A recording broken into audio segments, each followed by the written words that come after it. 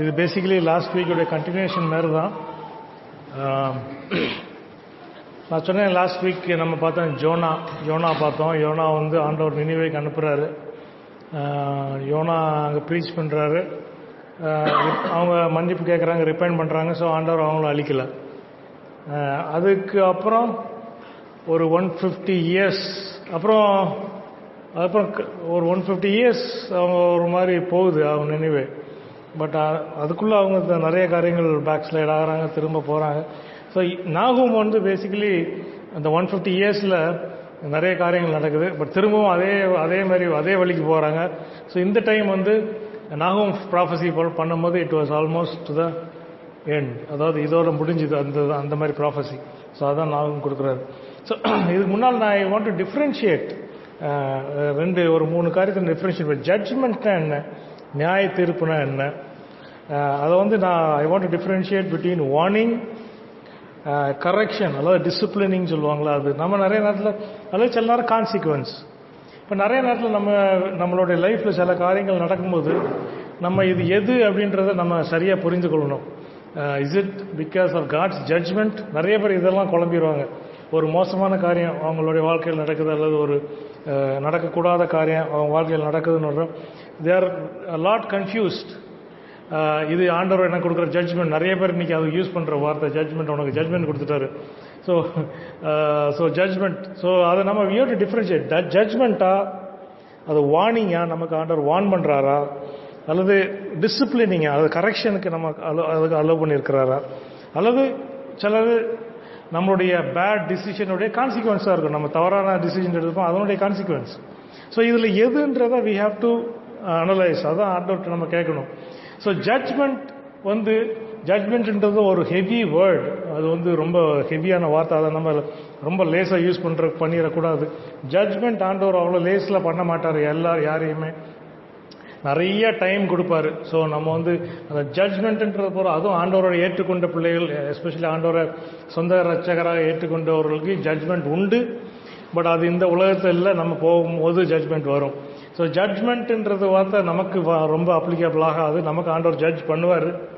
So but அது வந்து இப்போ இல்லை, நமக்கு பிறகு ஜட்ஜ்மெண்ட் உண்டு. ஆனால் யூ ஹேவ் டு அண்டர்ஸ்டாண்ட், நம்ம அவருடைய பிள்ளைங்களை ஹீ கேன் வார்ன் பண்ணுவார், கரெக்ஷன் அல்லது கரெக்ஷன் டிசிப்ளினிங் பண்ணுவார். ஸோ வார்னிங் இதுதான் நம்ம ஜோயலில் பார்த்தோம். பார்த்தீங்களா, ஜோயலில் அந்த லோக்கஸ் வந்து அந்த செடியெல்லாம் சாப்பிடுது, எல்லாத்தையும் சாப்பிடுது, உங்கள் சாப்பாடே இல்லாத அளவு சாப்பிடுது. ஸோ அது வந்து பேசிக்கலியே வார்னிங். ஆண்டவர் தான் அதே தான் சொல்கிறார், வார்னிங். இது பாரு, இது எல்லாத்தையும் சாப்பிடுது. So this is a warning to you. நம்மளுடைய அட்டென்ஷனை கிராப் பண்ணுறார் ஆண்டவர். சம்திங் இஸ் நாட் ரைட், இது ஏதோ தப்பு நடக்குது, உனக்கு வார்ன் பண்ணுறேன், நீ பார்த்துக்கோ. ஸோ அநேக நேரத்தில் ஆண்டவர் வார்த்தையில் பேசுவார். ஆனால் நம்ம வார்த்தை சென்சிட்டிவாக இருக்க மாட்டோம். நிறைய நேரத்தில் ஆண்டவர் வார்த்தையில் பேசும்போது, பைபிள் வேர்ட்ஸ்லேயோ மற்ற பிரசங்கம் மூலம் பேசும்போது நமக்கு நிறைய நேரத்தில் அந்த சென்சிட்டிவிட்டி இருக்காது. ஸோ நம்மளோட அட்டென்ஷனை கிராப் பண்ணுறதுக்கு இவர் சென்ட் அ வார்னிங். ஒரு சிச்சுவேஷன் நமக்கு அப்போ அது நமக்கு வார்னிங், இது வார்னிங், இது பார்த்துக்கோ. ஸோ பரிசுத்த ஆவியானவர் அதுதான் நமக்கு அந்த ஆவிக்குரிய வாழ்க்கையில் முக்கியமானது. இது எதனால வருதுன்றதை we have to sit and analyse. நம்ம கேட்கும் போது ஆண்டவர் தெளிவாக அதுக்கு நமக்கு கொடுக்குறாரு. அடுத்தது கரெக்ஷனும் இருக்கும், சில நேரம் டிசிப்ளினிங் இருக்கும் நிறைய நேரத்தில். இப்போ யோனா வந்து அவன் தவறாக போகிறான், அந்த மீன் அவனை உழுங்குறது வந்து இட் இஸ் டிசிப்ளினிங். ஆண்டவர் டிசிப்ளின் பண்ணுறாரு. 3 நாள் வயிற்றுக்குள்ளே போனோன்னே எல்லாம் சரியாயிருச்சு. அவர் வெளியே வந்தோன்னே he is completely changed. Disciplining.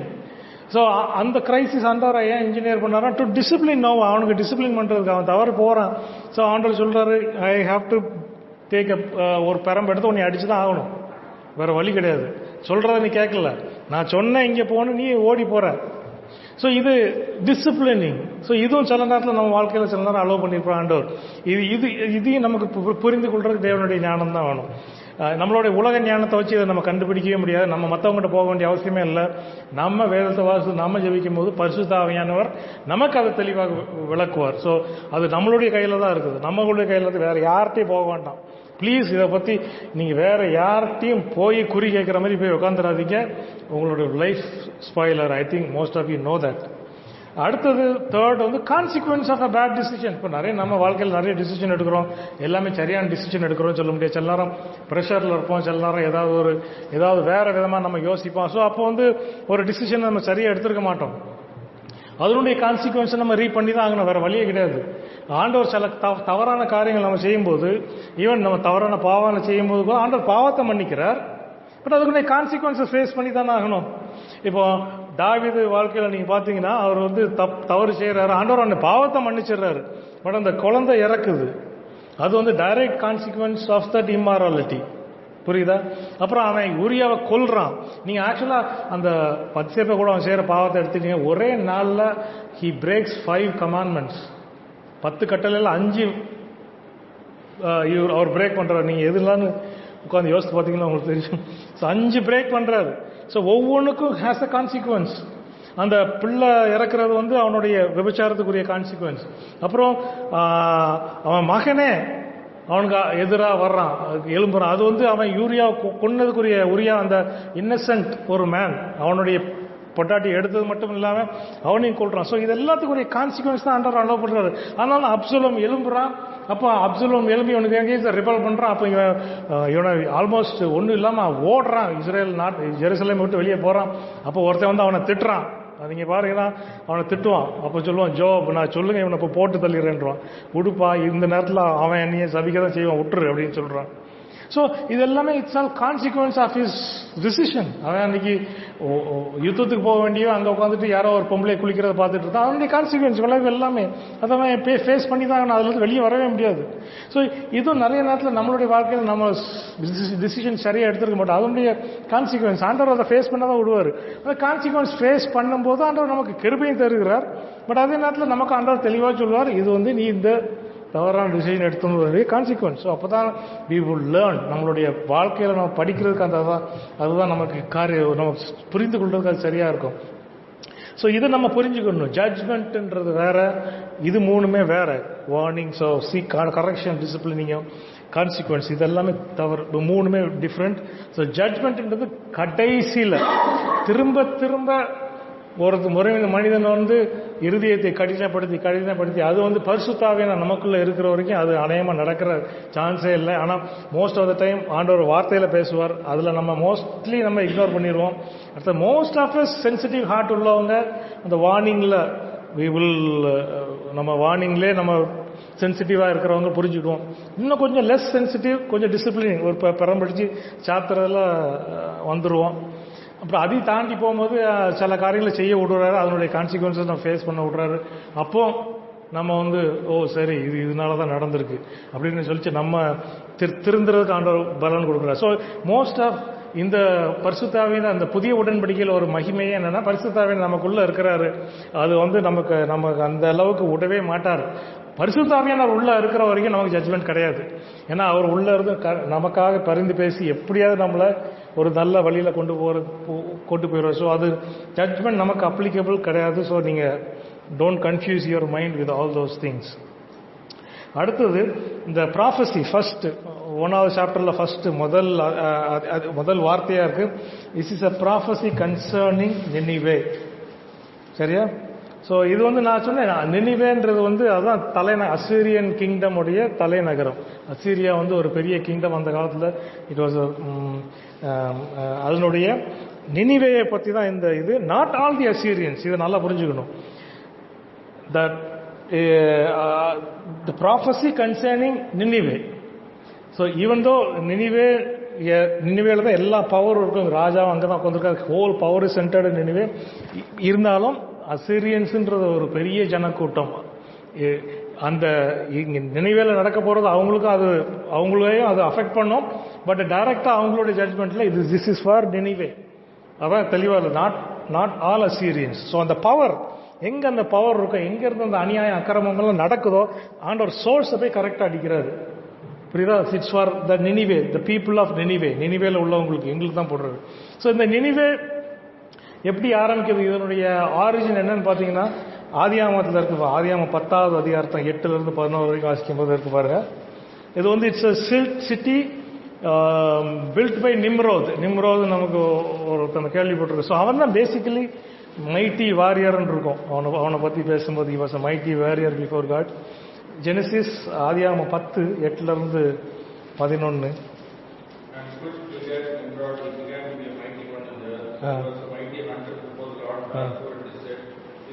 Nimrod the mighty hunter before the Lord. The beginning of his kingdom was Babel, and he reigned in Akkad and Calneh in the land of Shinar. Out of that land went forth Ashur and built Nineveh and the city Rehoboth and Calah. Okay, இப்போ நினிவே இவன் தான் கெட்டுறான். அதுக்கப்புறம் பாபிலோனும் அவன் தான் கெட்டுறான். So 2 city. முதல்ல அவன் first அவன் அசீரியாவில் போய் அவன் அந்த இடத்துல நினிவே சிட்டியை இவன் தான் கெட்டுறான், Nimrod. Then he goes to Babylon and he builds another city called Babylon. So இந்த 2 Assyrian kingdom, Babylonian kingdom, இது 2 தான் அந்த காலத்தில் mighty kingdoms, Assyria and Babylon. So இதனுடைய ஆரிஜின் இங்கே தான் இருக்குது, நிம்ரோத் தான் இருக்குது. நிம்ரோத் வந்து he starts it. Mighty man before God, mighty warrior before God அப்படின்னா என்ன மீன் பண்ணுறாருன்னா, உலக பிரகாரமான காரியங்களில் அவன் வந்து ஒரு நல்ல மைட்டி மேன், ஒரு வல்லமை உள்ள மனிதன். So is a powerful man. So அதான் உலகத்து பவரே இங்கே தான் ஸ்டார்ட் ஆகுது. The whole concept of world powers, super power அப்படின்றதே இங்கே தான் ஆரம்பிக்குது. பாபிலோன் அண்ட் நினிவே இங்கே தான், இதுதான் 2 தான் பவர் சென்டர்ஸ். ஸோ இதில் இருந்து தான் ஆரம்பிக்குது. அதுக்கப்புறம் தான் நிறைய பவர்ஸ் அதுக்கப்புறம் வருது. நிறைய நம்ம பார்க்குறது கிரீக்கு, ரோமன், அது எல்லாமே. பட் ஃபர்ஸ்ட்டு முதல்ல ஆரம்பிக்கிறது இதுதான், இங்கே தான் வருது. ஸோ இதனுடைய பேக்ரவுண்ட் நான் ஏற்கனவே சொன்னேன். நினிவே முதல்ல நோவா போய் சொல்கிறாரு. நோவா கேட்டோன்னா அவங்க மனம் திரும்புகிறாங்க. பட் அந்த மனம் திரும்புதல் ஒரு சரியான இதில் இருக்கிற மாதிரி தெரியல. அதுக்கப்புறம் அவங்க 150 வருடங்கள் போகுது. அதுக்கப்புறம் தான் நாகும் வராரு. ஸோ இந்த 150 இயர்ஸ் பீரியடில் தான் நிறைய காரியங்கள் நடக்குது. அதில் ஒன்று தான் இஸ்ரேலில் போய் இவங்க பிடிச்சி, அதான் நான் சொன்னேன்ல, சாலமோன் டைமில் வந்து யுனைடெடாக இருந்துச்சு, அது கிங்டமாக இருந்துச்சு. சாலமோனுக்கு அப்புறம் 2ஆக பிரியுது. மேலே இஸ்ரேல் 10 ட்ரைபோட, கீழே ஜூடா தனி இங்கே இருக்குது, சதர்ன் பார்ட். ஸோ இவங்க வந்து அசீரியன்ஸ் வந்து நார்தன் பார்ட்டை போய் ஃபுல்லாக தே டிஸ்ட்ராய் எவ்ரிதிங் இன் இஸ்ரேல். இவங்களுடைய ஸ்ட்ராட்டஜி என்னென்னா, போய் டிஸ்ட்ராய் பண்ணாங்கன்னா எல்லாத்தையும் அந்த நாட்டில் இருந்து அப்படியே விரட்டி அடிச்சிருவாங்க. அங்கே யாரும் இருக்கணும். ஃபர்ஸ்ட் ஆஃப் ஆல் அவங்க கையில் மாட்டினா very cruel death, very cruel people. ஆக்சுவலாக அவங்களுடைய இன்ஸ்கிரிப்ஷன்ஸ் அவங்க எழுதியிருக்காங்க. அவங்கள பற்றியே நிறைய அந்த இது ஆர்கியாலஜிஸ்ட் கண்டுபிடிச்சிருக்காங்க. அதெல்லாம் நீங்கள் அதை இப்போ டிரான்ஸ்லேட் பண்ணி அதெல்லாம் வாசித்தீங்கன்னா ரொம்ப கொடூரமாக இருக்கும். ஒருத்தன் எழுதியிருக்கான், மண்டையை வச்சே நான் இத்தனை அடிக்கு ஒரு பெரிய பில்லர் கட்டியிருக்கேன் அப்படின்னு எழுதுறான் அவன். அவனுக்கு அது வீர சாகாசம் மாதிரி. ஸோ இப்படி வெறும் தலையை வச்சு தலைகளை வச்சே நான் இவ்வளோ பெரிய பில்லர் கட்டியிருக்கேன் அப்படின்னு அவன் வீர சாகாசம் எழுதியிருக்கான். ஸோ இதை மாதிரி நீங்கள் கேட்டிங்கன்னா யூ வில் பி, அதாவது நமக்கு அந்தளவு க்ரூவாலிட்டியில் நம்ம பண்ண, அந்த அளவுக்கு க்ரூவாலிட்டியில் நம்ம பண்ண முடியாது. மூக்கில் ஹூக்கை போட்டு தூக்குறது. ஸோ அதாவது அன்இமேஜினபிள், உங்களால் இமேஜினே பண்ண முடியாது. அதை வந்து அவங்க வந்து அதை செஞ்சாங்க ஒன்று. பட் அதை செஞ்சதை வந்து அந்த ஒரு ஈவு இறக்கம், ஒரு சின்ன ஒரு சென்சிட்டிவிட்டி கூட இல்லாமல் அதை வந்து ஒரு பெரிய சாதனை மாதிரி, ஒரு ஏதோ சாதிச்சிட்ட மாதிரி அதை கல்வெட்டில் எழுதி வச்சிருக்காங்க. இத்தனை 1000 வருஷத்துக்கு முன்னால அதை இப்போ எடுத்து அதை போடுற அதெல்லாம் நீங்கள் பார்த்தீங்கன்னா நீங்கள் தலையை சுற்றிடும். அந்த அளவுக்கு மோசமான ஒரு. ஸோ அவங்கள யூஸ் பண்ணி தான் ஆண்டவர் இஸ்ரேலை அடிக்கிறார். இஸ்ரேலுக்கும் அதே வார்னிங் போகுது. அதான் நான் ஆமோஸ் படிக்கும்போது தான் பார்த்தோம். இஸ்ரேலுக்கு வார்னிங் போகுது. ஸோ காட் யூசஸ் அசீரியன்ஸ், 150 இயர்ஸில் தான் நடக்குது.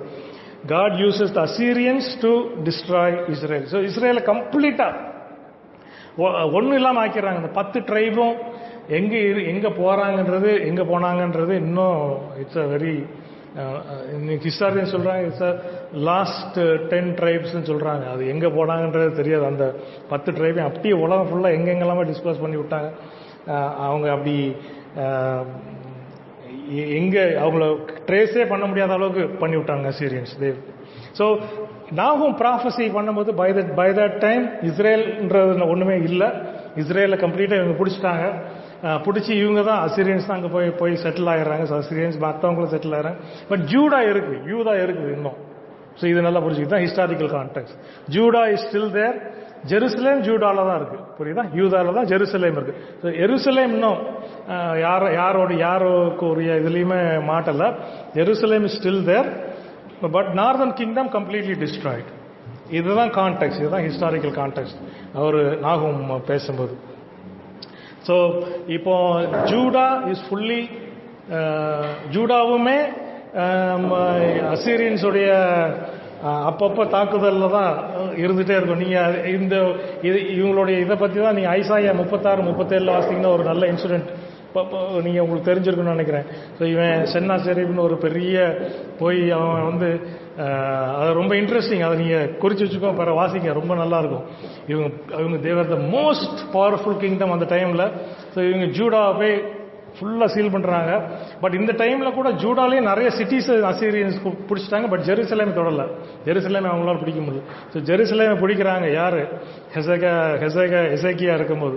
அப்போ தான் எசேக்கியா ஜெபம் பண்ணுறாரு. அப்போ இவங்க வந்து மிரட்டுறாங்க, த்ரெட்டன் பண்ணுறாங்க.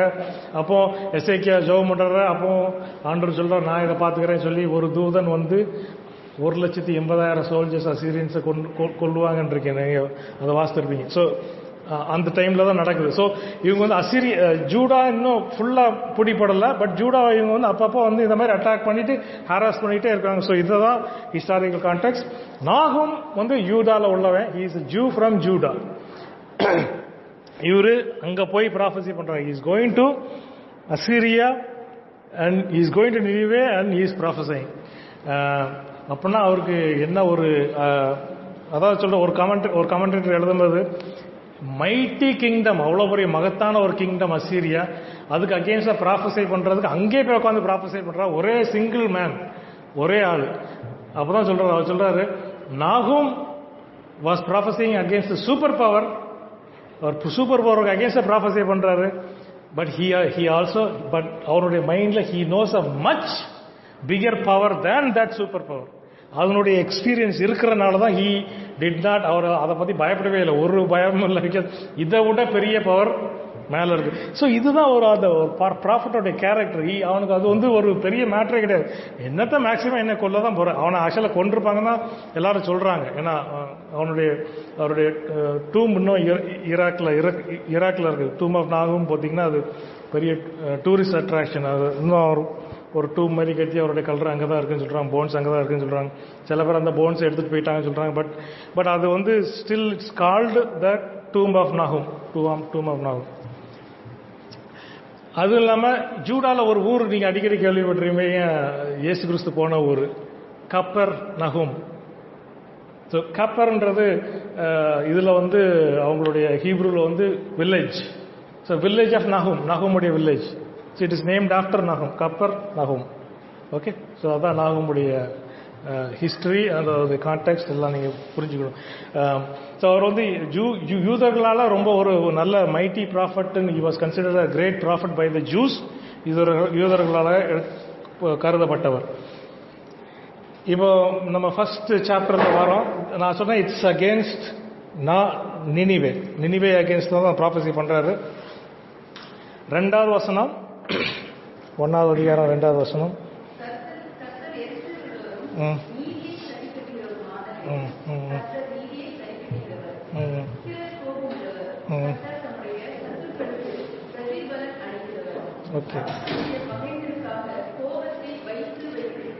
ஓகே, இதுதான் கர்த்தருடைய the other side of God that not many preach. புரியுதா?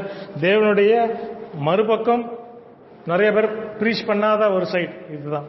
நம்ம எல்லாரும் இஸ் அ லவிங் காட், அதெல்லாம் உண்மைதான். பட் இது அடுத்தது இங்கிலீஷில் இருக்கு, இஸ் அ ஜெலஸ் அவெஞ்சிங் காட். தமிழில் எரிச்சல் உள்ள நீதியை சரிக்கிட்டவர், அவெஞ்சிங் நீதியை சரிக்கிட்டவர் தான் வருதோ, அவெஞ்சிங் நீதியை சரிக்கிட்டவர். ஸோ அதான் சொல்கிறேன், vengeance is mine. So God will take care of all those things. So அதான் நம்மளுடைய வாழ்க்கையில் ஆண்டவர் சொல்கிறது, வெஞ்சன்ஸ். அதாவது ஆண்டவரோட கேரக்டரை பார்க்கும்போது, இப்போ நம்ம இங்கிலீஷில் ஒரு வேர்ட் யூஸ் பண்ணுறதுக்கு ஜெலஸ்ன்னு யூஸ் பண்ணியிருக்கான். பட் தமிழில் அதுக்கு ஈக்குவலண்ட் எரிச்சல் இருக்குன்னு நினைக்கிறேன், வேற ஒன்றும் இல்லைங்க. எரிச்சல் ஆக்சுவலாக அது சரியான வேர்ட் இல்லை, ஜெலஸ். இப்போ ஜெலஸ்னா எப்படின்னா, இப்போ ஜெலசியில் நல்ல ஜெலசி இருக்கு, மோசமான ஜெலசி. ஒரு ஹஸ்பண்ட் ஒரு ஒய்ஃப் மேலே வச்சிருக்கிறது அது ஒரு jealousy. That's a good kind of jealousy. அவன் வந்து இருக்கிற என் ஒய்ஃபை யார்ட்டையும் கொடுக்க மாட்டான். So that kind of a jealousy. So அந்த ஜெலசி தான் இங்கே மீன் பண்ணுறாரு. He is a jealous God. So இதுதான் நம்ம புரிஞ்சுக்கணும். He is a jealous. He is jealous for you. எப்படி ஒரு லவ்விங் ஹஸ்பண்ட், அன்பு கூறுகிற ஒரு ஹஸ்பண்ட் ஒரு ஒய்ஃபை லவ் பண்ணி அவளை நான் விடவே மாட்டேன், யார்கிட்டையும் நான் கொடுக்க மாட்டேன், ஷீ இஸ் மைண்ட் அப்படின்னு சொல்ற அந்த feeling, that's what it is jealous. அந்த ஒரு ஜெலசி அது உள்ள தேவன். அது மட்டும் இல்ல, வெஞ்சன்ஸ் நீதி சரி கட்டுகிறது. நான் சொல்றேன், vengeance is God's, vengeance is not ours. இதை மட்டும் நல்லா புரிஞ்சுக்கோங்க. உங்க வாழ்க்கையில் உங்களுக்கு யார் என்ன தப்பு பண்ணியிருந்தாலும் சரி, உங்களை எவ்வளோ தூரத்துக்கு என்னெல்லாம் பண்ணியிருந்தாலும் சரி, எவ்வளோ ஹியூமிலியேட் பண்ணியிருந்தாலும், எவ்வளோ திட்டியிருந்தாலும் சரி, எவ்வளோ என்ன பண்ணியிருந்தாலும் சரி, remember this, vengeance does not belong to us. Vengeance அந்த வார்த்தை நமக்கு சூட்டே ஆகாது. வெஞ்சன்ஸ், கோபம், இதெல்லாமே நமக்கு சூட் ஆகாது. But it can suit God. புரியுதா? கோபம் it can suit God. Jealousy அவரை சூட் பண்ணும். நம்மள ஜெலசி எல்லா கான்டெக்ட்லயும் நமக்கு சூட் ஆகாது. வெஞ்சன்ஸ் நமக்கு சூட்டே ஆகாது. நமக்கும் அதுக்கு சம்பந்தமே கிடையாது. we are not called to take vengeance on anybody. Vengeance is God's. அதான் சொல்றாரு, it is his and he will do it the right way. வெஞ்சன்ஸ்னா என்னன்னா, இங்க என்ன கான்டெக்ட்ல வருதுன்னா, ஜுடிஷியலி ஹிஸ் டூயிங் இட். அதாவது லீகலா அது செய்யறது. அதுதான். இப்போ ஒருத்தர் கொல்றாரு, உங்களுக்கு தெரிஞ்சவர் கொல்றாரு, நீங்க போய் அவனை கத்தி எடுத்து வெட்டுறது வேற, அது வெஞ்சன்ஸ் தான். பட் அதே ஒரு நீதிபதி அவனுக்கு தண்டனை கொடுத்து அவனை உள்ள போடுறது அது வேற. அவனுக்கு பனிஷ்மெண்ட் கிடைக்குது. பட் அது எப்படி செய்யணுமோ அப்படி நடக்குது. பட் நீங்க ஒரு அருவாள் எடுத்து வெட்டும்போது அது that is not going to, அது உங்களுக்கு தான் ப்ராப்ளம். ஸோ வெஞ்சன்ஸ் அதே மாதிரி தான். நீங்க மற்றவங்க மேல வெஞ்சன்ஸ் வச்சிருந்தீங்கன்னா அது உங்களுக்கு தான் problem. It's only going to create problem for you. அந்த பர்சனுக்கு ஒன்றுமே கிடையாது. பிகாஸ் பட் ஆண்டவர் கையில் விட்டிங்கன்னா, அதே எப்படி ஜட்ஜு கையில் விட்டுற மாதிரி ஆண்டவர் கையில் விட்டிங்கன்னா அவருக்கு என்ன செய்யணும்னு தெரியும், எப்போ செய்யணும் சரி, எப்படி செய்யணும்னு தெரியும். நீங்க நம்ம கையில் எடுக்கும்போது அந்த பனிஷ்மெண்ட்டாகவே இருக்காது. பட் அவர் கையில் மாட்டினா that will be the worst thing for that person. So நல்லா புரிஞ்சுக்கோங்க, vengeance நமக்கு கிடையாது. we are not supposed to take vengeance, it is God's. 4 வரைக்கும் அவர் என்ன செய்ய முடியுன்றது his power, almighty power. அதான் சொல்றாரு, அந்த slow to anger and great in மூணாவதுல அப்படிதான் இருக்கு. 3வது வசனத்துல slow to anger and great in power. மிகுந்த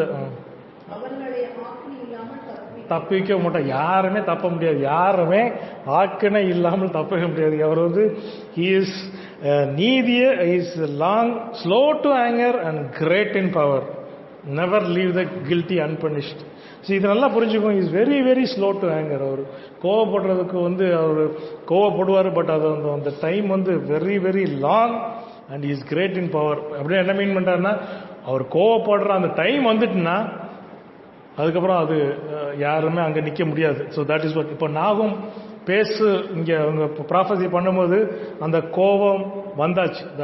அதாவது அந்த 150 இயர்ஸா ஆண்டவர் அவங்க நிறைய நேரம் பேசியிருக்காரு. அந்த கோபம் சிம்மரிங்ல இருக்கும். சிம்மர்னா அப்படி கொதிச்சுக்கிட்டே இருக்கிற மாதிரி இருக்கும். பட் நாகும் போகும்போது அது வெளியே வர்ற ஸ்டேஜ். ஸோ அந்த ஸ்டேஜில் தான் போகிறார். ஸோ ஆண்டவர் அவருடைய கோபத்தை வெளிப்படுத்துகிற நேரம் வந்துருச்சு. அப்போ 7:8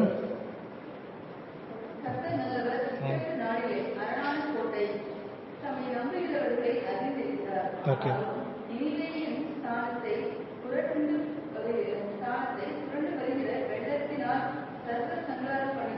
பண்ணுகிறவர். Okay, so is a good God. அதே நேரத்தில் நினிவேக்கு அவங்களுடைய இதுக்கு அவங்களுக்கு கண்டிப்பாக அந்த ஜட்ஜ்மெண்ட் வரும்ன்றத தெளிவாக சொல்றாரு. ஸோ ஜட்ஜ்மெண்ட் இப்போ இந்த ஜட்ஜ்மெண்ட்ன்றத பார்க்கும்போது இப்போ மோஸ்ட் ஆஃப் த டைம் நம்ம எப்படி இருக்கிறோம்னா, நம்மளுடைய ஆட்டிடியூட் மோஸ்ட்லி எப்படி இருக்குன்னா, we always want somebody else judged. But நமக்கு வரும்போது we always want God's goodness. So இங்கே தான் அது ரெண்டையும் கான்ட்ராஸ்ட் பண்ணியிருக்காரு. மற்றவங்கள இதெல்லாம் செய்யறான், இவனுக்கு ஆண்டவர் ஏன் இன்னும் விட்டுட்டு இருக்காரு அப்படின்னு சொல்லுவோம். பட் நம்ம அப்படி செய்யும்போது நம்ம வி ஆல்வேஸ் வாண்ட் காட், ஆண்டவரே கிருபையார். அது நம்ம பிள்ளைங்க செய்ய முடியாது, ஆண்டவரே கிருபையார். அடுத்த பிள்ளை செய்ய இவெல்லாம் எழுதியிருக்கான். அதே டிராஃபிக்கில் போகும்போது எனக்கு ஆண்டவர் சொன்னது, இவரெல்லாம் இப்படி ஓட்டுறான்ல, இவரெல்லாம் ஃபைன் போட்டு உள்ள தூக்கி போடணும் இப்படி நான் நிறைய நேரம் யோசிச்சிருக்கேன். ஆனால் நானும் அதே நேரம் சரி ஏதாவது தப்பு பண்ணும்போது அப்போ ஆண்டவர் சொல்லுவார், நீ அவனை பார்த்து அப்படி சொல்லுறது ஒன்றையும் தூக்கி உள்ளே போட வேண்டியது. ஸோ நமக்கு வரும்போது we want God's goodness, but அடுத்தவனுக்கு வரும்போது we want the judgement. So இது வந்து நம்ம நிறைய நேரத்தில் ஹியூமன் ஆட்டிடியூடில் நம்ம நிறைய யோசிக்கிறோம். அதான் சொன்னால ஒருத்தர் சர்ச்சில் வெளியே நின்றுட்டு இருக்கும்போது அவர் சொல்றாரு, அந்த ஒரு பாஸ்டரை பார்த்து, அந்த pastor is not a Saint, but யாருமே செயின்ட் கிடையாது அந்த மாதிரி பார்த்தாங்க. பட் அந்த பாஸ்டர் ஏதோ அவர் கேள்விப்பட்டிருக்காரு, சொல்றாரு இதெல்லாம் செத்து இருக்கணும், இதெல்லாம் உயிரோட இருக்கக்கூடாது. அனனியா சப்பீரா செத்தாங்களா, அது மாதிரி இவரையும் சாகலை அப்படி என்கிட்ட சொல்றாரு. அப்போ நான் யோசித்து பார்த்தேன், அவர்கிட்ட நான் சொல்லலை. அதே ஜட்ஜ்மெண்ட், அதே ஸ்கேல் ஆஃப் ஜட்ஜ்மெண்ட் வச்சு இவரை பண்ணா இவரு உயிரோட இருப்பார். அப்போ நான் உயிரோட இருப்பான முதல்ல? If God uses the same scale to judge me, எல்லாரும் போக வேண்டியதான். அப்போ அவரும் இருக்க மாட்டார், நானும் இருக்க போறது இல்லை. You don't understand. அடுத்தவன் வரும்போது எப்பவுமே ஆண்டவர் அவனை ஜட்ஜ் பண்ணுங்க, ஆண்டவர் அவனை ஜட்ஜ் பண்ணுங்க, இவன் எப்படி பண்றான். பட் நம்ம வரப்பார் ஆண்டவரே கிருபை கிருபை. ஸோ குட்னஸ் அண்ட் ஜட்ஜ்மெண்ட் ரெண்டும் இருக்குது ஆண்டவர்கிட்ட. பட் நம்ம we have to look at our own life. நம்மளுடைய வாழ்க்கையை தான் பார்க்கணும். நம்மளுடைய லைஃப் தான் நமக்கு. அடுத்தவங்கள வாழ்க்கை நம்ம பார்க்கவே வேண்டிய அவசியமே இல்லை. we have to look at our lives. ஆண்டவரே என்னுடைய வாழ்க்கையில் என்ன இருக்கு நீர் காட்டும். தட் இஸ் வாட் ஆண்டவர் நம்மகிட்ட எதிர்பார்க்குறது. as children of God, that is நம்ம மென்டாலிட்டி. அப்படி தான் இருக்கணும். இன்ஃபேக்ட் அடுத்தவனுக்கு நீங்கள் இறக்கிறதுக்கு நீங்கள் இப்போ போராடணும். தட் இஸ் அதுதான் ஆண்டவர் நமக்கு எதிர்பார்க்குறது. அவன் எவ்வளோ தப்பு பண்ணாலும் ஆண்டவரே கிருபியார், இதெல்லாம் செய்கிறாங்க, இதெல்லாம் செஞ்சுட்டு ஊழியம் செய்கிறாங்க, கிருபியாரும் அவ்வளோதான். ஏன் இவன் சாகலை, யார் நம்ம யார் சொல்கிறதுக்கு? who are we? So நம்ம we have to be very careful on the judgment வரும்போது. we should not condemn and judge. that is God's. அவர் செய்வார். எந்தெந்த நேரத்தில் யார் யார் எப்படி செய்யணுன்றது அவருக்கு தெரியும். he knows that very well. அவர் கையில் மாட்டும் போது கண்டிப்பாக யாரும் தப்ப முடியாது. அதான் கிளியராக இருக்கு, யாரும் தப்ப முடியாதுன்னு இருக்கு. nobody. ஏன்னா கண்டிப்பாக அவனுக்கு he will take care of all of those judgment. he will never leave the guilty unpunished. யாரும் தப்ப முடியாது. ஸோ நம்மளுடைய வேலை அது கிடையாது. நம்மளுடைய வேலை அது கிடையவே கிடையாது. we are not supposed to do vengeance or guilty, இவன் guilty அவன் guiltyன்னு சொல்லி நம்மளுடைய, that is not our problem. our problem is to look after our own life. நம்மளுடைய வாழ்க்கையில் நாம ஆண்டவருடைய கிருபையில் இருக்கிறோமா, ஆண்டவர் எனக்கு கிருபை தாரோம், நம்ம அடுத்த ஒரு வாழ்க்கையை காமிக்க அவங்களுக்கு கிருபைக்காக நம்ம கெஞ்சணும். தட் இஸ் வாட் ஆண்டவர் நமக்கு சொல்றது இந்த காரியத்திலிருந்து. அடுத்தது 12வது வசனம் ஒன்று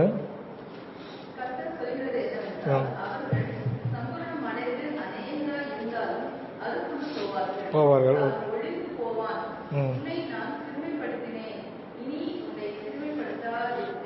ஓகே, இதையும் அகைன் கான்ட்ராஸ்ட் பண்றாரு இங்கே ஜூடாவையும்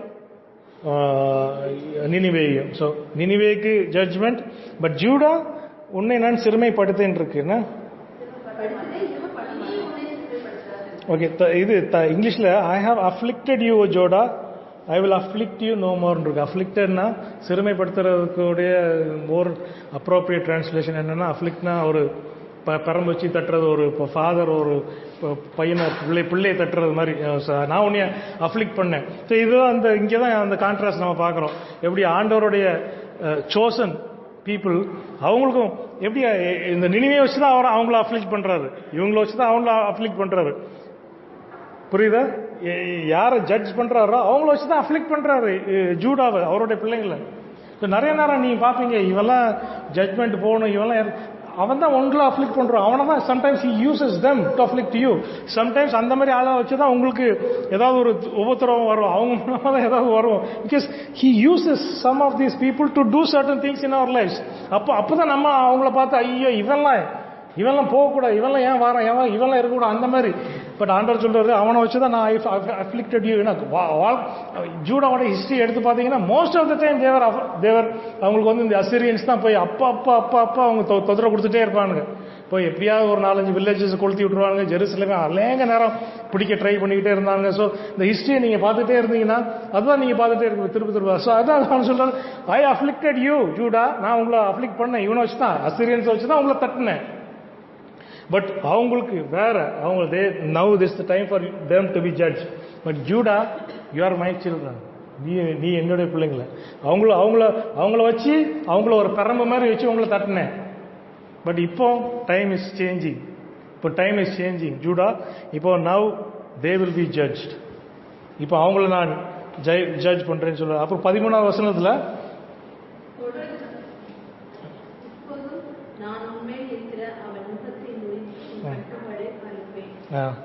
நுகத்தை முறித்து கட்டுகளை ஏற்படும். ஸோ இது வரைக்கும் ஜூடா வந்து ஒரு நுகம், ஒரு கட்டு, ஒரு யோக், ஒரு ஸ்லேவரி, ஒரு பாண்டேஜ் மாதிரி தான் அவங்கள அசீரியன்ஸ் இருந்திருக்காங்க. கான்ஸ்டன்டா தட்டிக்கிட்டே இருந்திருக்கிறாங்க. ஒரு ஒரு ஒரு அப்ரஷன், ஒரு அப்ரசிவ்னஸ், ஒரு என்ன சொல்றது, ஒரு திரும்ப போய் அவங்கள ஒரு அப்ரஸ் பண்ணிக்கிட்டே இருக்கிற ஒரு மாதிரி தான். பட் ஆண்டவர் சொல்றாரு, இப்போ இது முடிய போகுது. Now this is going to finish off. அதுக்கு ஒரு நேரம் இருக்கு, அதுக்கு ஒரு டைம் இருக்கு இந்த அப்ரேஷன் எல்லாம் போறதுக்கு. நம்மளுடைய வாழ்க்கையில் நிறைய காரியங்களுக்காக நம்ம ஜெபிச்சிட்டு இருப்போம். இவன் வந்து தொல்லையா பண்ணிட்டு இருக்கான், அல்லது இந்த சுச்சுவேஷன் எனக்கு ஒரே தொல்லையா இருக்கு, அல்லது இந்த ஆள் ஒரே பிரச்சனையா இருக்கு, அல்லது இந்த இதெல்லாமே ஒரு பிரச்சனையாவே இருந்துகிட்டே இருக்குன்னு சொல்றாங்க. பட் ஜூடாவுக்கு ஆண்டவர் சும்மா இவங்களை அசீரியன்ஸ் வந்து தட்டுறதுக்கு அனுப்பல. அவங்களுடைய நிறைய காரியங்களை ஆண்டவர் தவறா செய்யறாங்க, அதனுடைய கான்சிக்வன்ஸ் தான், அதனுடைய டிசிப்ளினிங் தான். நான் சொன்னேன் first, the judgement disciplining. So இந்த டிசிப்ளினிங்ல தான் அவங்களுக்கு தட்டுறாரு. So it's not that Judah was doing everything perfect, but இந்த ஷாக்கிள்ஸ், இந்த ஒரு அப்ரஷன் எதனால வருதுன்னா இவங்க செய்ததனுடைய கான்சிக்வன்ஸ்ல தான். கான்சிக்வன்ஸ் தான் அசீரியன்ஸ்லேயே அவங்கள தட்டிக்கிட்டே இருக்காங்க. பட் இவங்க ஜபிக்கிறாங்க, இவங்க நிறைய காரியங்கள் செய்யறாங்க. அப்போ அந்த ஒரு டைம் வருது. இப்போதான் அந்த டைம், இந்த 13 வருஷத்துல பார்க்க, now will break their yoke from your neck and tear your shackles. புரியுதா? away. So now you will be free. நிறைய நேரத்தில் சில ஹேபிட்ஸாக இருக்கலாம், சில சுச்சுவேஷன்ஸாக இருக்கலாம், சில பர்சன்ஸாக இருக்கும், அல்லது சில இதாக இருக்கும். சில நேரம் நம்ம வந்து ஆண்டவரே இது போகணும், இது இந்த ஷாக்கிள், இந்த ஒரு யோக்கு, இந்த ஒரு பிடி என் மேலே இருக்குது, இது என்னை விட்டு போகணும் நம்ம ஜெபம் பண்ணிக்கிட்டே இருக்கிறோம். நீங்கள் பண்ணிக்கிட்டே இருங்க, நீங்கள் ஜெபம் பண்ணிக்கிட்டே இருங்க. எல்லாத்துக்கும் ஒரு நேரம் உண்டு. கண்டிப்பாக அந்த டைம் வரும்போது இட் வில் பி broken. ஆண்டவர் கண்டிப்பாக அதை உடைப்பார், கண்டிப்பாக அதை உங்களை அந்த இதுலேருந்து விடுவிப்பார். சில இது வந்து இஃப் இட் இஸ் ஆண்டவர் அலோவ் பண்ணியிருக்க நிறைய காரியங்களை அவர் உடைச்சாதான் உடைய முடியும். நீங்கள் எவ்வளோதான் ட்ரை பண்ணாலும் சரி, நீங்கள் எவ்வளோதான் பண்ணாலும் சரி, சில நேரம் டெம்பரரி ரிலீஃப் கிடைக்கும். எப்படி எசேக்கியாவை இவங்க போய் அடிக்கும்போது அந்த நேரம் ஒரு தூதன் அனுப்பி ஆண்டவர் அவங்கள பெரிய மிரக்கல் செஞ்சு 1,80,000 சோல்ஜர்ஸை கொண்டாரு. பட் திரும்ப வந்துட்டாங்க இவங்க. It's not a permanent solution. புரியுதா? நிறைய நேரத்தில் நம்மளுக்கு ஒரே ஆப்ரேஷன்லேயே ஆண்டவர் சில நேரம் டெம்பரரி ரிலீஃப் கொடுப்பாரு. பட் பெர்மனன்ட் ரிலீஃப்க்கு ஒரு டைம் உண்டு. There is a time when he will remove this yoke.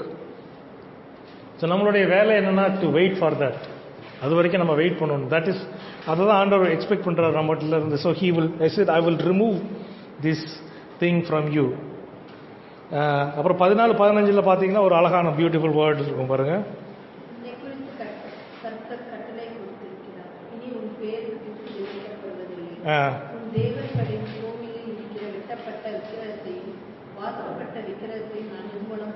Okay, 15வது வசனம்.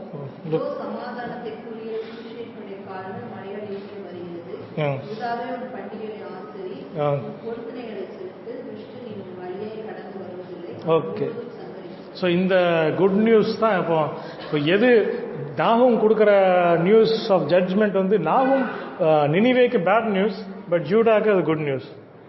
அந்த குட் நியூஸ் தான் இங்கே சொல்கிறார். த குட் நியூஸ் கொடுக்குறவனுடைய பாதம் எவ்வளோ அழகாக இருக்கிறது. So is telling about that இவர் கொடுக்குற அந்த ஜட்ஜ்மெண்ட் இது வந்து இவங்களுக்கு வந்து ஒரு யூதாவுக்கு ஒரு பெரிய குட் நியூஸாக இருக்கிறது. ஸோ நம்மளோட லைஃப்பில் அந்த பாண்டேஜஸ் பிரேக் ஆகும்போது நம்மளுடைய பிடிக்கப்பட்டிருக்க அநேக காரியங்களில் நம்ம ஆண்டவர் உடைக்கும் போது அது பெரிய ஒரு குட் நியூஸ். அதை சொல்கிறவருக்கு ஒரு பெரிய குட் நியூஸ். பட் யாரை வச்சு ஆண்டவர் தட்டுக்கிறவரோ அவனுக்கு அது பேட் நியூஸ் தான். சில நேரம் நிறைய பீப்புளை யூஸ் பண்ணுவார். ஸோ அவங்களுக்கு அது bad news. But for us it is always good news. So அது கண்டிப்பாக ஆண்டவர் செய்ய தான் செய்வார். He will do it. அதுதான் நமக்கு கொடுத்துருக்குற, நம்ம பார்க்குற, நமக்கு ஆண்டவர் கொடுக்குற வார்த்தை அதுதான். நம்ம அவருடைய பிள்ளைகளாக இருக்கிற வரைக்கும் நம்மளோட முடிந்த அளவு சின்சியரான ஒரு ஹார்ட்டோட நம்ம அவர் பின்னால் போய் அவரை சர்வ் பண்ணும்போது தென் காட் வில் டூ இட். ஆண்டவர் அதை செய்வார். அந்த ஒரு குட் நியூஸ், அந்த பிரேக்கிங் கண்டிப்பாக ஆண்டவர் நமக்கு கொடுப்பார். It will break off. So இதுதான் ஃபஸ்ட்டு இதில் தான் நம்ம ஆண்டவரோட கேரக்டர் பார்க்குறோம். We see who he is basically, என்ன மாதிரி டீல் பண்ணுறாரு. இதை 3 பிரிக்கிறான். அதான் மூணு அத்தியாயமாக இருக்குது. 3 அத்தியாயமாக பிரிக்கும்போது ஃபஸ்ட்டில் தான் நம்ம அந்த ஜட்ஜை பற்றி we are learning about who the judge is, ஜட்ஜுடைய கேரக்டர் என்ன. இப்போ 2வது அதிகாரத்தில் பார்த்தீங்கன்னா ஜட்ஜ்மெண்ட், 3வது அதிகாரம் பார்த்தீங்கன்னா பேசிக்கலி ஜட்ஜ்மெண்ட் முடிஞ்சு சென்டென்ஸ் பொறுக்கு. இப்படி இந்த ஆங்கிளில் நீங்கள் வாசித்தீங்கன்னா யூ வில் அண்டர்ஸ்டாண்ட் நாகும் மச் பெட்டர். இப்போ ரெண்டாவது அதிகாரத்தில் பார்த்தீங்கன்னா அது வந்து ஒரு விவிட் பார்க்குறாரு. இஸ் ஒரு விஷன், கிளியரான விஷன். அங்கே 2வது வசனத்தில் அதே தான் தருவாது. Lord will restore the splendour of Jacob like the splendour of Israel, though they have laid them waste and they have ruined their vines. இது இங்கேயும் ஆண்டவர் சொல்றாரு. இங்கேயும் அந்த நினிவேக்கு முதல்ல அந்த அட்டாக் எப்படி இருக்குன்ற சொல்லுது. 3வது வசனத்துல இருந்து பார்த்தீங்கன்னா சோல்ஜர்ஸ், அது 3வது வசனம் 4வது வசனம் எப்படி இருக்கு?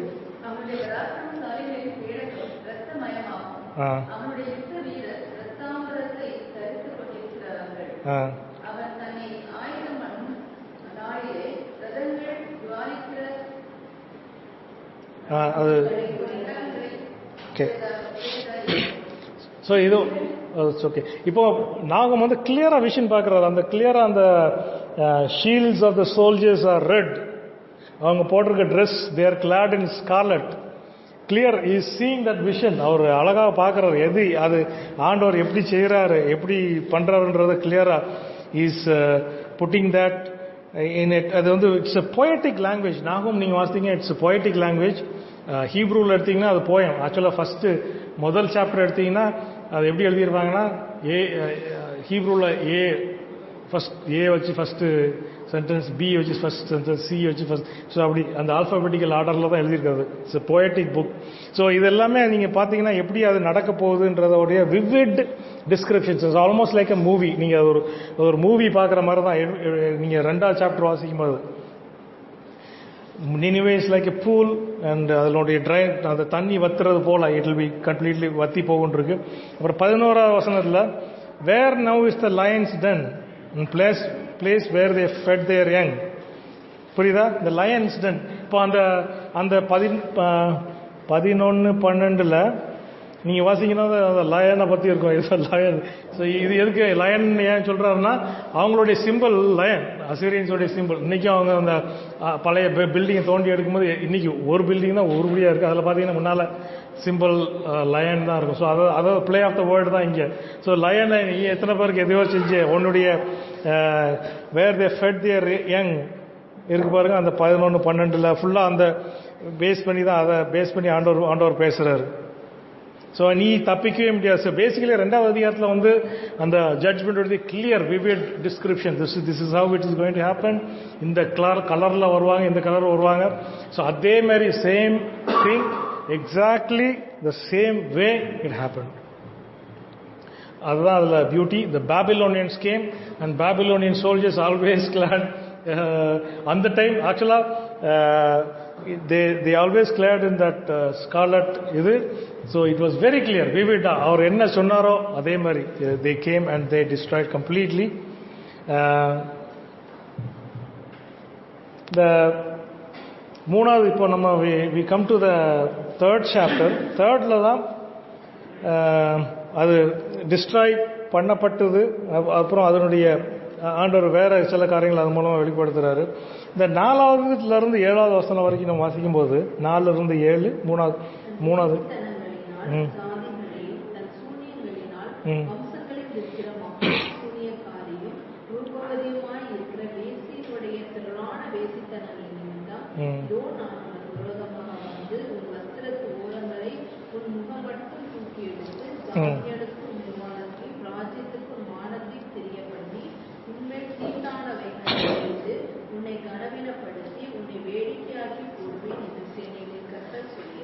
இதை நீங்கள் வாசிக்கும் போது இதனுடைய பேரலல் இன்னொன்று உங்களுக்கு மைண்டில் வரும் தெரியுமா?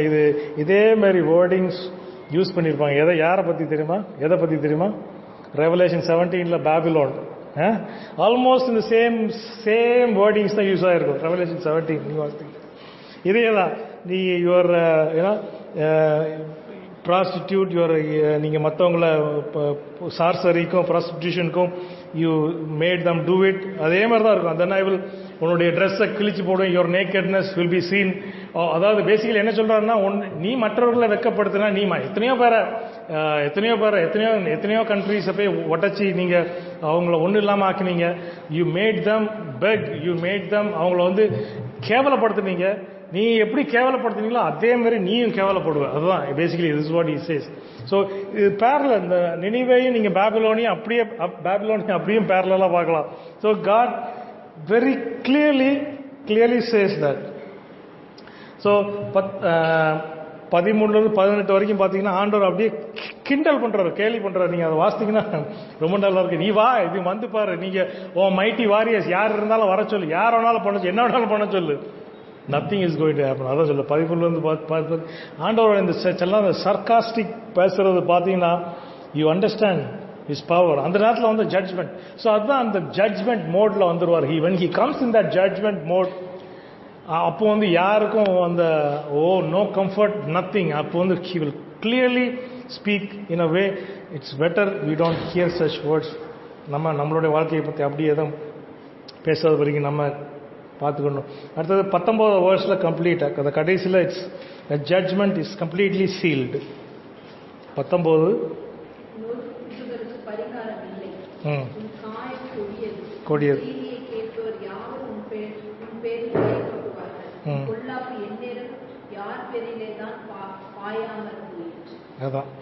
Nothing can heal your wound. Your injury is fatal. Everyone who hears the news about you claps his hands at your fall. For who has not felt your endless cruelty? அதாவது அந்த ancient வேர்ல்டில் இவங்களுடைய cruelty, இவங்களுடைய அந்த கொடுமையை experience பண்ணாத people குரூப்பே கிடையாது. அப்படிதான் சொல்கிறாங்க, எக்ஸ்பீரியன்ஸ் பண்ணாதவங்களே கிடையாது.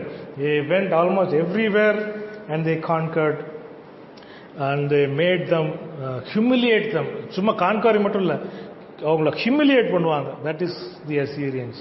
ஸோ ஆண்டவர் அந்த சிட்டிக்கு ஃபுல்லாக ஒரு முற்றுப்புள்ளி வைத்தார். அதுக்கப்புறம் எப்படி சொன்னாரோ இது இந்த Nineveh will go down in floods இருக்கும். அதே மாதிரி அந்த time heavy rains and Babylonians வந்து ஒன்றுமே பண்ண முடியல. இவங்களும் ஈக்குவலி குட் சோல்ஜர்ஸ், இவங்க வந்து வெரி பவர்ஃபுல் வாரியர்ஸ். இந்த நினிவே அசிரியன்ஸ் வந்து ரொம்ப க்ரூல், வெரி பவர்ஃபுல். பட் ஆண்டவர் சொன்னார்ல, எனக்கு முன்னால் நீ எங்கேயும் நிற்க முடியாது. That is how it was. இப்போ இவங்க வரும்போது அவ்வளோ ஆடி போயிட்டாங்க. ஸோ தே கேம் கம்ப்ளீட்டா எப்படி இவங்க மற்றவங்களுக்கு என்ன செஞ்சாங்களோ அதே இவங்களுக்கு செய்யப்பட்டது. எப்படி இவங்க மற்றவங்களுக்கு போய் கொடுமையா பிள்ளைகளை எடுத்து அடிச்சு உடச்சி எப்படி பண்ணாங்களோ exactly same way completely Nineveh was destroyed as a city. But Assyrians as a people அவங்க இருக்க தான் செஞ்சாங்க. ஸோ இதான் நம்ம you have to be careful. Nineveh as a city கம்ப்ளீட்டா போச்சு. எப்படி பாபிலோன் as a city கம்ப்ளீட்டா உடைக்கப்பட்டு ஒன்றும் இல்லாமல் போச்சோ, Nineveh as a city, it was a beautiful, splendorous, beautiful city equal to Babylon அந்த டைம்ல. இப்போ நம்ம the ancient wonders of the world Babylon சொல்றோம். பட் இதுவும் ஈக்குவலி பியூட்டிஃபுல் இதுவும். ஸோ இந்த ரெண்டு நிம்ரோத் கண்டுபிடிக்கப்பட்ட நிம்ரோத் நிறுவிய அந்த ரெண்டு சிட்டிஸும் ஊரு தெரியாமல் உடைக்கப்பட்டு விட்டன. Completely destroyed. ஆக்சுவலி எங்க இருக்குன்னே தெரியாத அளவுக்கு உடைக்கப்பட்டுருச்சு. அதெல்லாம் ரெண்டுமே, பாபிலோனும் சரி, இது நினிவேயும் சரி. நினிவேயெல்லாம் கம்ப்ளீட். அலெக்சாண்டர்லாம் அந்த டைம்ல போய் கான்கார் பண்ணும்போது அவனுக்குலாம் அந்த சிட்டி எங்க இருக்கு, அவன் அந்த சைடு தான் போயிருக்கான், பட் அவனுக்கு எங்க இருக்குன்னே தெரியாது அந்த அளவுக்கு. ஒரு 1820 தான் ஒரு பிரிட்டிஷ் ஆர்கியாலஜிஸ்ட் அவன் வேற எதுக்கோ போய் தோண்டும் போது தான் அப்போ நிறைய போய் தோண்டும் போது தான் அப்போதான் நினிவேவுடைய ரூயின்ஸ் எடுத்தான். அப்போதான் அதில் தான் இந்த அவங்க எழுதி போட்ட அந்த இதெல்லாம் அந்த அவங்கள பற்றி அவங்களே பண்ண அந்த சிற்பங்கள், இந்த இது கல்லை வச்சு பண்ணியிருப்பாங்களா எழுத்துக்கள், அது மாதிரி அதெல்லாமே எடுத்தாங்க, நினிவே எடுத்தாங்க. அப்போ தான் தேவர் ஏபிள் டு, அப்போ தான் எல்லாம் ஃபுல்லாக எக்ஸ்கவேட், பெரிய சிட்டி ஃபுல்லாக எக்ஸ்கவேட் பண்ணி பார்க்கும்போது தான் அதனுடைய ஃபவுண்டேஷன்ஸ்லாம் பார்க்கும்போது இவ்வளோ அழகாக கட்டியிருந்திருக்காங்க. அந்த காலத்திலே அவ்வளோ பியூட்டிஃபுல் பில்டிங்ஸ் இருந்திருக்கும் அப்படின்றத அவங்க பிக்சர் பண்ணி தான் they say it was a most beautiful city. But இப்போ ஒன்றுமே கிடையாது. அது பக்கத்தில் ஒன்றுமே கிடையாது. எப்படி பைபிளில் சொன்னதோ ஒன்றும் இல்லாமல் போகும்னு சொன்னோம், அதேமாரி ஒன்றும் இல்லாமல் போச்சு. ஆனால் அசீரியன்ஸ் ஆஸ் அ பீப்புள், இது ரொம்ப இன்ட்ரெஸ்டிங் ஹிஸ்ட்ரி. அசீரியன்ஸ் நினைவே ஒன்றும் இல்லாமல் போச்சு. பட் அசீரியர்கள் அவங்க மிடில் ஈஸ்டில் எல்லா இடத்துக்கும் போய் இருக்க ஆரம்பிச்சிட்டாங்க. ஸோ அப்போது பாபிலோன் வந்தாங்க, அதுக்கப்புறம் அலெக்சாண்டர் வந்து, அப்புறம் எல்லா எம்பையர் ஒன்றுக்கு மேலே ஒன்று போச்சு. அப்புறம் கிரீக் எம்பையர், ரோமன்ஸ் வந்தாங்க. ஸோ இவங்க பேசிக்கலி இப்போ இருக்கிற ஈரான், ஈராக், சிரியா, டர்க்கி, இது இந்த ஏஜில் இந்த ஏரியாவில் தான் ஃபுல்லாக அசீரியன்ஸ் நிறைய எல்லாரும் அங்கங்கே போய் பிரிஞ்சு போய் செட்டில் ஆனாங்க. அப்புறம் பிரிட்டிஷர்ஸ் தான் ஈரான், ஈராக், சிரியா அப்படின்றது அந்த பார்டர் போட்டு அந்த தனித்தனி கண்ட்ரியாக பிரித்தாங்க. ஸோ பிரித்த உடனே தேவர் இன் அ டிஃபிகல்ட் பொசிஷன். இதுக்கு இடையில் என்ன நடந்துச்சுன்னா, இந்த ஈரான் இப்போ நான் சொன்னேன்ல, பழைய முதல் நூற்றாண்டில் சபைகள் இப்போ இருக்குல்ல ஈராக், சிரியா, டர்க்கி, அங்கே தான் நிறுவப்பட்டது. ஸோ அந்த டைமில் காஸ்பல் ப்ரீச் பண்ணும்போது நிறைய அசீரியன்ஸ் ஆண்டவரை ஏற்றுக்கொண்டாங்க. ஸோ இதுதான் அதில் beauty. The Assyrians as a people ஆண்டவர் நினிவேக்கு ஜட்ஜ்மெண்ட் தான், பட் அந்த மக்கள் ஆண்டவர் விடலை. ஸோ அவங்க எல்லாரும் நிறைய பேர் ஆண்டவரை ஏற்றுக்கொண்டார்கள். ஸோ இன்னைக்கு இந்த அசீரியன்ஸ் நிறைய அவ்வளோ பேருமே they're considered as a Christian group. இன்னைக்கும் ஈரான், ஈராக்ல இருக்கிறாங்க, கொஞ்சமாக இருக்கிறாங்க. ஏன்னா அந்த சதாம் ஹுசேன் நிறைய பேரை கொண்டான். அதுக்கப்புறம் நிறைய சண்டைகள்ல இவங்களை பற்றி பிகாஸ் தேவர் கிறிஸ்டியன்ஸ், அதுக்காக தான் அவங்கள கொல்லப்பட்டாங்க. ஏன்னா ஏர்லி ஸ்டேஜில் ப்ரீச் பண்ணும்போது இவங்க எல்லாரும் ஆண்டவரை காஸ்பல் அக்செப்ட் பண்ணி ஏற்றுக்கொண்டாங்க. ஸோ தேவர் ஆல் கிறிஸ்டியன்ஸ், எல்லாரும் கிறிஸ்தவர்களாக மாறிட்டாங்க. Totally Christians, they become totally Christians. So அதனால தான் அவங்க அடிக்கப்பட்டாங்க, நிறைய பேர் இது பண்ணப்பட்டாங்க, நிறைய பேர் அவங்கள பெர்சிக்யூட் பண்ணாங்க. அராப்ஸ் அந்த முஸ்லீம் ஹோலி வார் நடக்கும்போது எல்லா இடத்துலையும் போய் இவங்களை கொண்டு நிறைய பேரை கொண்டாங்க. அப்புறம் ஆர்மேனியன்ஸ் அந்த ஒரு சண்டையிலையும் நிறைய பேர் கொண்டாங்க. சதாம் ஹுசேன் நிறைய பேரை கொண்டாங்க. இப்போ கூட இந்த ஐஎஸ், இஸ்லாமிக் ஸ்டேட், இவங்களுமே நிறைய அசீரியன்ஸை கொண்டாங்க. பிகாஸ் தேவர் கிறிஸ்டியன்ஸ்ன்றதுக்காக நிறைய பேர் கொண்டாங்க. ஸோ இவங்க ஈராக் சைடில் இருந்தாங்க. ஸோ பட் சதாம் ஹுசேன் டைம்ல இருந்தே நிறைய பேர் அமெரிக்காவுக்கும் யூரோப்புக்கும் போக ஆரம்பிச்சிட்டாங்க. இப்போ நிறைய பேர் அமெரிக்காலையும் யூரோப்லையும் இருக்கிறாங்க. But they are Christians, fully Christians. அதில் நிறைய பிலீவர்ஸ் இருக்காங்க, நிறைய ஆண்டவரை ஏற்றுக்கொண்டவர்கள் இருக்கிறாங்க. So as a people they are still there. அதான் அதில் பியூட்டி. ஆண்டவர் அந்த நினிவே ஜட்ஜ் பண்ணாலும் அந்த மக்களை ஆண்டவர் உள்ள அவங்க திரும்பி ஆண்டவரை ஏற்றுக்கொண்டதுனால அவங்கள ஆண்டவர் இன்னும் வைத்திருக்கிறார். யுனைடெட் நேஷன்ஸ் இவங்களை they are considered as people without a group, people without a country, without a country. Israel அப்படி தான் இருந்துச்சு, பீப்புள் விதவுட் அ கண்ட்ரின்னு தான் இருந்துச்சு. 1948 பிரிட்டிஷர்ஸ் அவங்களுக்கு ஒரு சின்ன கண்ட்ரியை கொடுத்தாங்க. ஸோ அப்போ 1948 தான் இஸ்ரேல் வந்துச்சு. பட் இவங்களுக்கு இன்னும் கண்ட்ரி இல்லை. பட் இவங்க ரொம்ப இதாக ட்ரை பண்ணிட்டு இருக்காங்க. They want to make their own கண்ட்ரின்னு. பட் இப்போ இருக்க சூழ்நிலை பாசிபிள் இல்லை. But they are there and almost ஒரு 50 லட்சத்துக்கு மேலே இருப்பாங்கன்னு நினைக்கிறேன் இப்போ உலகம் ஃபுல்லாக இருக்கிற அசீரியன்ஸ்னு பார்த்தா. ஸோ நான் I want to close with a beautiful words. இதுதான் ஆண்டவருடைய பிளான். எத்தனை 1000 வருஷம் ஆனாலுமே அந்த மக்களை ஆண்டவர் மறக்கலன்றது. இப்போ ஃபியூச்சரில் இவங்களுடைய லைஃப் எப்படி இருக்குன்றத, இன்னும் ஃபியூச்சரில் எப்படி இருக்குன்றது அந்த ஐசாயால ஒரு ப்ராஃபஸி இருக்கு பாருங்க. ஒரு ஐசாயா 19 23 25 வரைக்கும், ஏசாயா 19 23 25 வரைக்கும்.